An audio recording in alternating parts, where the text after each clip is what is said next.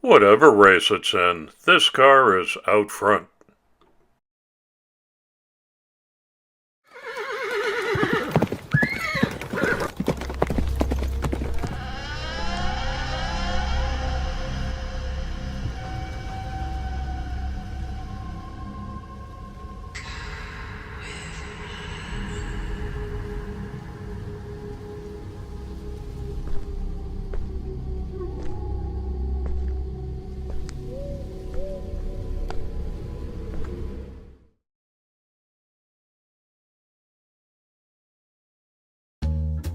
Hi everybody, and a warm welcome back to Maple Leaf Customs in Switzerland. I'm Andrew, and on the bench today is a 1:65 scale Matchbox Superfast Dodge Challenger hot rod. It's a very popular casting. I think everybody's probably got one of these. This one's got a set of enormous back tires, the rear end's all jacked up, massive side exhaust pipes. It's a convertible. This is my entry to the May Four Horsemen invitational on the theme of pace cars. These are the Four Horsemen, and this month we welcome as our guest Keith from Outlaw Speed Shop, one of the original Four Horsemen. The Matchbox Dodge Challenger debuted in the Superfast 1:75 series. It was produced from 1982 to 1998. Mine was made in Macau, which makes it an 83 to 85 release.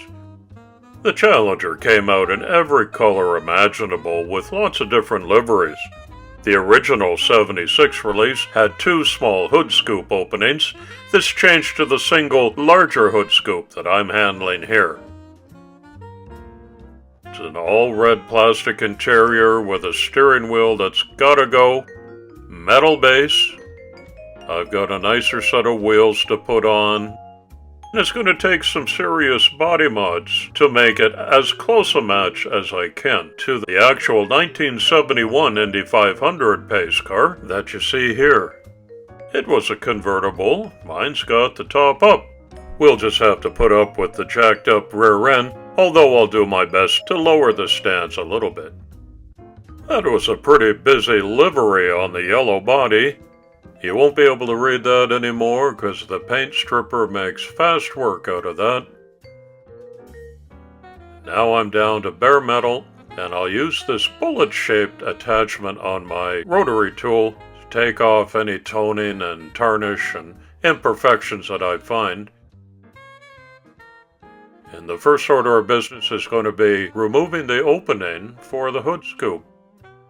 I just go around and take the edge off of that with a round-shaped burr tool. It looks pretty rough now, but I'm not nearly finished with it. Also, the big side pipes are not part of the pace car. This is the hot rod version of the Challenger, remember. Make sure you're wearing safety goggles whenever you do any metal work like this. You see all the shavings on my work mat. Those are flying around the vicinity too. Pretty clean result though.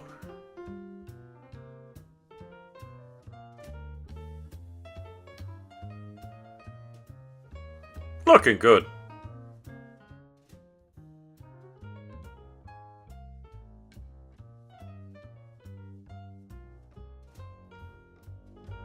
There's no better solution for the fix that I need than good old JB Weld.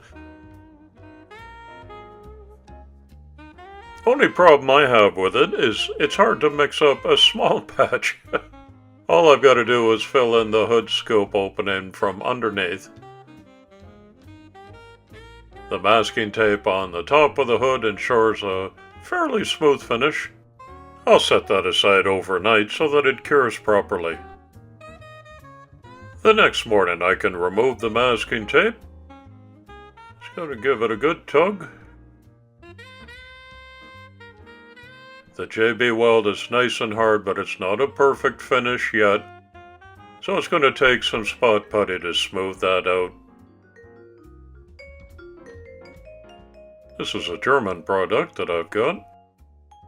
Goes on nice and thin. That dries quickly. And with about a 400 grit, I can sand that down to a beautiful smooth finish. After the primer, you won't even notice it's been done.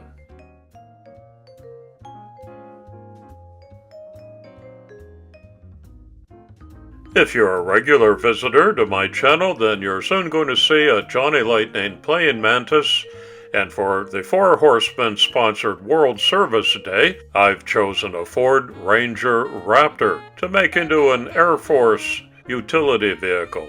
My friend Peter Button is celebrating his 4th YouTube anniversary with a Corvette-themed invitational. I picked out a C7 for that project. If you're enjoying this video, I'd appreciate a thumbs up and be sure to leave your respectful comment below. Thanks for helping me keep my channel family friendly. I'm using Vallejo Premium Orange to match the original 71 Indy pace car. Go straight into the airbrush. Sometimes I use a little bit of homemade thinner, and it sprays on beautifully. I'll give it a couple of coats.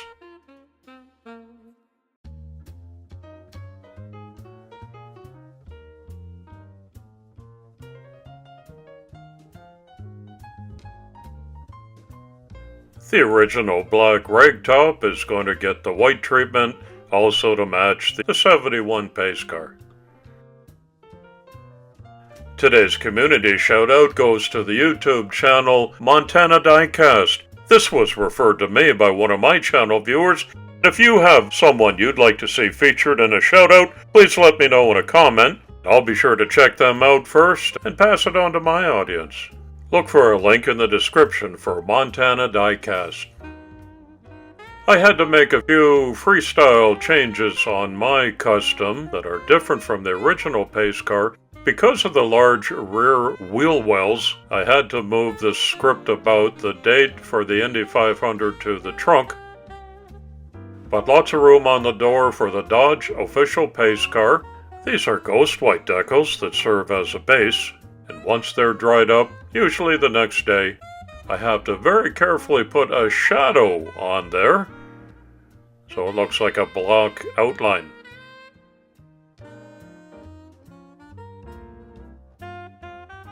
That takes some precise placement, but it makes a big difference, doesn't it? If you look closely, there's a Challenger logo behind the front wheel. I did away with the original Superfast wheel set and upgraded them to some real rubber Samet wheels, also staggered like the original was, because I couldn't really get away from that, but I did make sure to lower the stance in the back. I invite you to visit www.sametwheels.com to place an order for your next custom. Be sure to use the promo code MAPLELEAF and they'll throw in a free gift with your order. Once all the decal work was thoroughly dried, I gave it a couple of coats of clear, resprayed the interior from red to white, gave it a straight pin stick shift and a new 3D printed steering wheel. There's my white rag top on top of the cleaned up original glass. The metal base got sprayed black but chromed in the front and the rear.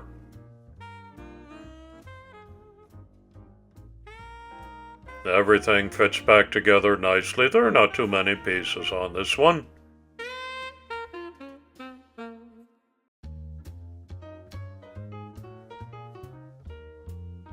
All bright and clean. And make sure everything is leveled and centered before I lock it down with a couple of screws.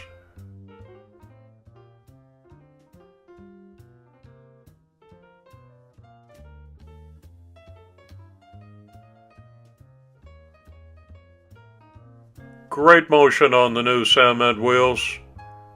Let's see if it can throw some gravel. It does. Let's have a closer look. Now you can see the changes that I made, removing the hood scoop, upgraded Samet wheels, 10s and 12s, new body color, decals, a nicer and cleaner interior in white leather.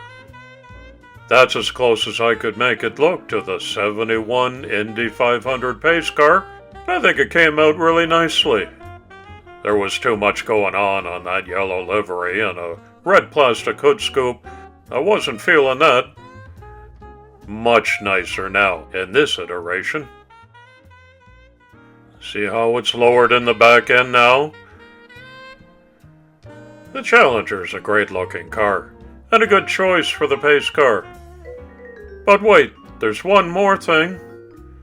Another twofer. This is a 1964.5 Ford Mustang, another convertible. It was the official pace car also for the Indy 500 in 1964. I really just inverted the colors, baby blue and white, put on some racing stripes and appropriate decal signage, another upgraded set of Samed wheels.